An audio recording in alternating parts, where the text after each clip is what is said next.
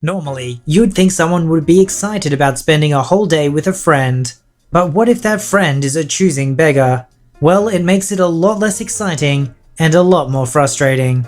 That's what this man discovers when he has a friend over, and the friend just won't leave. A woman is determined to get a discount at a restaurant because she knows the boss. But what does this employee do to call her bluff? And our fan-submitted story. A teenager works at a computer repair store when he's approached by a customer. It doesn't take long for him to realize she has some ridiculous expectations of what he can do for her, and at what price. What does she expect from him? You'll only find out by watching this episode of VoiceyHere's Choosing Beggars. This story was called Friend's Policy is He Doesn't Tip, Orders and Eats More Food Than He Can Afford, Pushes to Buy My Equipment I'm Not Selling for Convenience. To preface, this is a close college friend I've known for years. He hasn't shown this type of behavior before, but we also haven't had a lot of real-life type situations outside of college. Last week he asked to borrow my antique cymbal, $300 to $400, cymbal bag, $40, and stand, $70, for a gig. I agree, as I trust this friend. He says he's interested in buying. The cymbal, among others, were for sale. We both have percussion degrees. I make it very clear my cymbals are for drum set, not concert. He insists on buying one because he has $300 to his name and it's convenient. I disagree with this and ultimately refuse to sell it to him. He can get something better for concert online and for cheaper, trying to help him. He then asks to buy the stand and bag. I tell him I can't sell him the stand without the cymbal because that doesn't make sense. The bag isn't for sale. Can't you just sell it to me for what you paid? You can order another one. But then I'd have to pay shipping and wait another week for something I already own. He then makes an offhand remark along the lines of it being convenient for him, and it's okay if I had to wait. He gets very dicey about how and when to pick it up. Sundays I don't work, so I suggested Sunday, but he said that he'd have less than a day home with his family. He got off for spring break Friday. He has to be at rehearsal Monday. I say the next option is Monday morning before I work. He was performing in a town about 40 minutes from my work, 2 hours from where he lives. He claimed that it was too early since he wouldn't be there until around 1. Why can't you give it to me at work? I'm sure you'll all understand you can't just dip out of work like that. I finally relent and leave him my car keys while I'm working. I'm uncomfortable, but this is fine. This was a week ago. We agreed he would visit me Sunday to return the equipment and take a later train. I was on edge to begin with because I didn't want this to be an all-day event. My parents are out of town and I'm responsible for the house and my brother. I have things I need to do and I'm tired. I suggest we get lunch when he comes. Maybe hang for an hour or so. Then he catches the next train. He agrees. He says 9 AM or 11 AM, but ended up coming at 1:30. We decided to get Japanese hibachi. This new restaurant opened by me. He agreed ahead of time, and I've been to the other location, so I already know it's good. The price is about $12 to $15 a person, and the service is excellent. We get there, and I realize it's Sunday, so dinner prices, no lunch. That's okay though, dinner is about $20 to $30, but there's enough food for two, so we can split one. He originally wanted chicken and I wanted steak, so I said let's do a pick two. It comes with soup, salad, rice, vegetables, noodles, chicken, 2 shrimp, steak. I made it very clear he gets the chicken, I get the steak. It was $29, so $14.50 each plus tip. We both decided to order an appetizer as well. I've never tried any here, and I'm a small person who eats frequent small meals. I said I wanted leftovers. I ordered one for $9 and he got one for $5. I did the mental math, so I obviously pay more, but I didn't want to impose. Server comes and my friend is confused about how ordering etc. worked. I ordered everything for us so he didn't have to figure it out. He kept trying to tell me he wanted the steak well done. It was mine and I ordered it medium rare. I didn't want to stress the server, so I turned to him and said, make it medium. Appetizers come. My friend asks to try mine. It's 6 pieces. He eats half and eats all his pot stickers except one that I ate. The entree comes, I take the soup. He takes the salad. The rest is just on a large plate. After the appetizer and soup, I ended up not eating a ton of the entree, hence leftovers. Meanwhile, my friend ate half my appetizer, all of his, salad, and more than half the entree, and was still going. The server brought me a box, and I'm literally boxing my portion of the food to keep him from eating it. He makes a comment that we ordered too much food that he ate all of and chose to order. The bill finally comes, $46 not including tip. The other location's tipping policy is 18%. I tell him $23 each and start figuring out the tip. I don't tip. I pause. Excuse me? I don't tip. That's my personal policy. I had to take a moment because I was honestly mind blown. Tipping isn't an option? You know servers make $5, maybe $6 an hour, right? They need tips to offset their income. You have to tip. I don't tip, it's against my personal policy. At this point I throw my hands up. Fine, whatever. I'll pay the tip. It's still $23. Can I give you 20 and you put the rest on your card? At this point I'm wondering if this is real. This is actually happening. Can I give you $20 and whatever change I have? He proceeds to dig out whatever pocket change he has. I'm ticked. At this point he also makes an offhand comment how it's okay for me to pay more because I work full time. I work full time, 40 plus hours, to pay off my undergrad loans. He is working on his master's degree. He clarified that he has no debt. His undergrad is paid off mostly by his parents. He misses the point that despite how I work and our situations, I have debt he doesn't have. And even if I didn't, this isn't okay. No, it's $23. What do you have on you? He pulls out a $20 and a $10. I grabbed both and pulled over our server. $23 cash, $23 on the card. I'll do the tip separate. The server comes back and gives my friend $7 cash. I sign and leave a tip. He paid $23. I paid $32. I'm annoyed, but we leave and go to my house. I make us drinks and he asks for snacks, which I don't mind, but dude, you just ate yours and my food.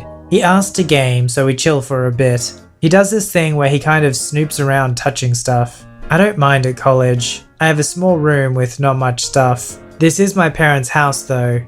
He's never done this when he's visited in the past. With them present, they're out of town currently. He offhand keeps saying cake would be good. I mentioned bundt cakes as I have a coupon making them $8. He says that's too pricey.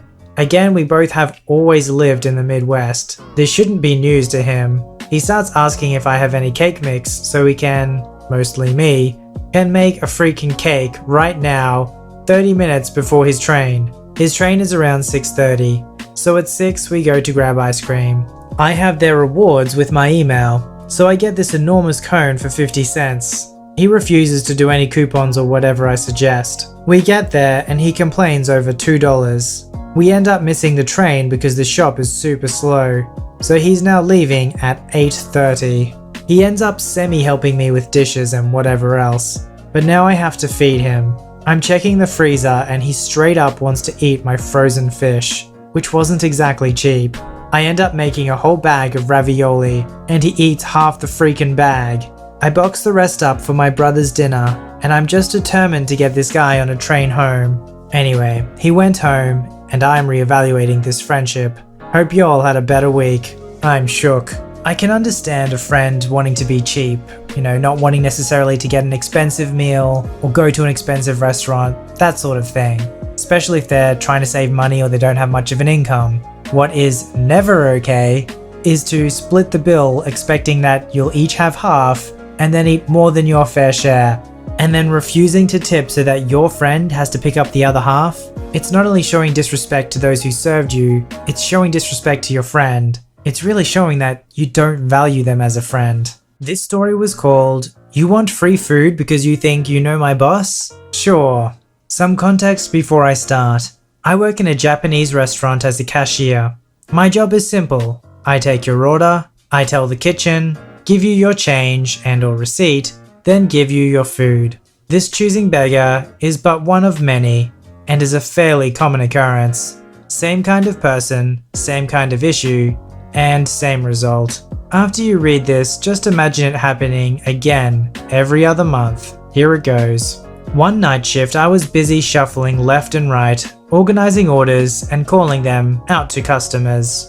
I was also keeping track of online orders, labeling them and handing them to the right assigned delivery driver. This isn't a fancy sit-down restaurant, it's more akin to a fast food joint, fairly cheap and real filling. Enter the choosing beggar. She comes in wearing some overly expensive name brand items. We're talking Louis Vuitton handbags, Gucci sunglasses, and a bunch of other fancy clothing. She looks like the kind of person you'd see with the housewives of whatever county city. She got the extra large Starbucks coffee that's got a dozen toppings and extra like whipped cream and chocolate syrup. Only thing missing was a tiny loud dog that you could punt like a football. But the point is, this is some fairly well-off lady, I think. Welcome. Okay, can I get some rice and curry? Sure, how much rice and curry do you want? Also, will you be taking it to stay or to go? I'll just take a small and some shrimp tempura. Okay, with tax altogether it's $10.94. I'll take it for free, thank you. Pardon me? I said I'm not paying for it. I want it for free. Yeah, I can't do that. Excuse me? Just give me my order. Sorry, but you have to pay for it.